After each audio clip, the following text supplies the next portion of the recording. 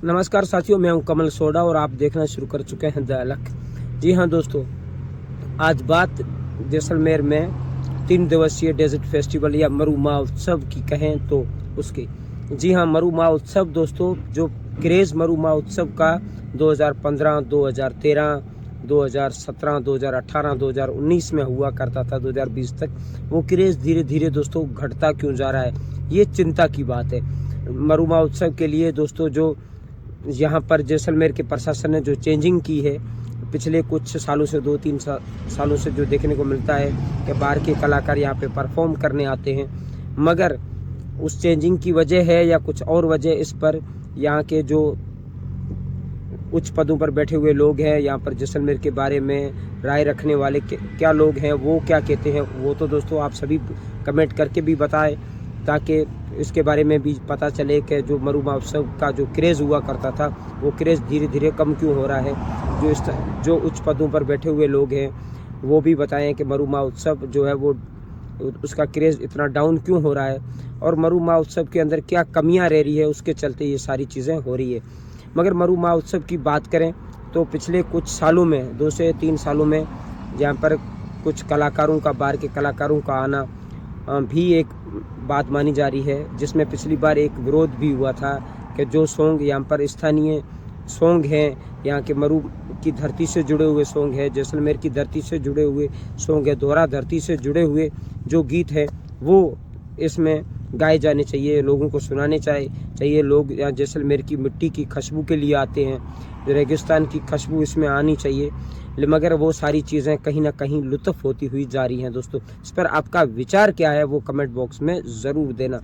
मगर 3 दिन के मरु महोत्सव मेले के अंदर यहाँ के स्थानीय कलाकारों की कोई कमी नहीं है, उनको मंच मिलना चाहिए। हाल ही में आपने देखा होगा कि पिछले साल ही एक रोहिणी फेस्टिवल करके हुआ था और शिव के विधायक रविंद्र सिंह भाटी ने करवाया था,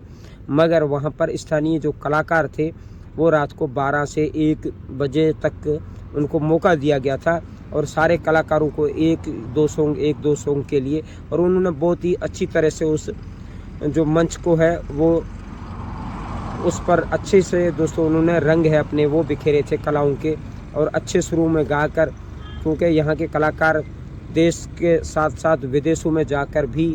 जैसान का, भारत का परचम है वो दोस्तों लहराते हैं, जैसलमेर का नाम ऊंचा करते हैं, मगर उनको मरु महोत्सव मेले जैसे कार्यक्रम में उन्हें मौका क्यों नहीं दिया जाता आखिर, ये भी एक सवाल है दोस्तों।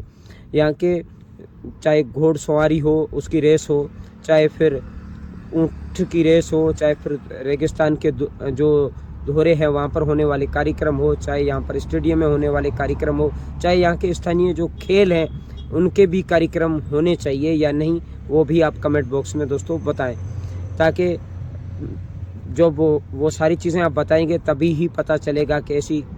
जो चीज़ें होनी चाहिए या नहीं, उस पर भी आपकी राय ही दोस्तों निर्भर है, वो करती है। मगर मरु महोत्सव जो 30 तारीख से लेकर 1 तारीख तक होने वाला, 30, 31 और 1 तारीख तक मरु महोत्सव है वो दोस्तों समाप्त हो जाएगा 1 फरवरी तक, और उसमें जो लोग जैसलमेर देखने आना चाहते हैं इस मरु महोत्सव को, वो ज़रूर पधारें। और इस बार देखा ये भी गया है कि यहाँ पर अभी टूरिज़्म की जो सीज़न सर्दियों में चलती है तो इस बार बहुत अच्छे से भी चल रही है। दीपावली के बाद जो सीज़न शुरू हुआ था अभी तक वो समाप्त होने का नाम तो नहीं ले रहा है, मगर जैसलमेर में अच्छे से मरु महोत्सव भी हो जाए इस बार। शायद हम भी आशा करते हैं कि स्थानीय कलाकारों को ज़्यादा से ज़्यादा पार्टिसिपेट करने का मौका दिया जाए, तो इस मरु महोत्सव में 4 चांद ज़रूर लग सकते हैं। आपकी क्या राय है कमेंट बॉक्स में ज़रूर दें। जय हिंद, नमस्कार।